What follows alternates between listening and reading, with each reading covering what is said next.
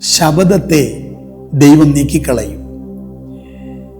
പൗലോസിനെ കൊന്നിട്ടല്ലാതെ ഞങ്ങൾ തിന്നുകയോ കുടിക്കുകയോ ചെയ്യില്ല എന്ന് പറഞ്ഞ് 40 പേർ ഒരുമിച്ച് ശപഥമെടുത്തു. പ്രിയരെ, ഒരു മനുഷ്യൻ്റെ ശാപമാകട്ടെ ശപഥമാകട്ടെ നമ്മെ തൊടുകയില്ല. ദാവീദ് ഒരിക്കൽ പറഞ്ഞു, വെറുതെയുള്ള ശാപം എന്നെ തൊടുകയില്ല.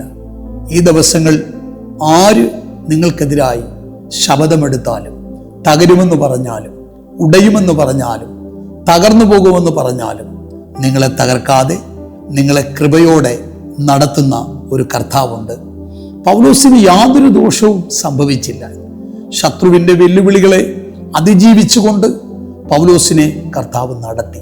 ഈ ദിവസങ്ങളിൽ ഏതൊക്കെ വെല്ലുവിളികൾ, ഏതൊക്കെ പിശാചിൻ്റെ വെല്ലുവിളികൾ നിങ്ങൾക്ക് നേരെ വന്നാലും അതിനെ അതിജീവിച്ച് നിങ്ങളെ മുന്നോട്ട് കൊണ്ടുപോകുന്ന ഒരു നല്ല കർത്താവ് നിങ്ങളുടെ കൂടെയുണ്ട്.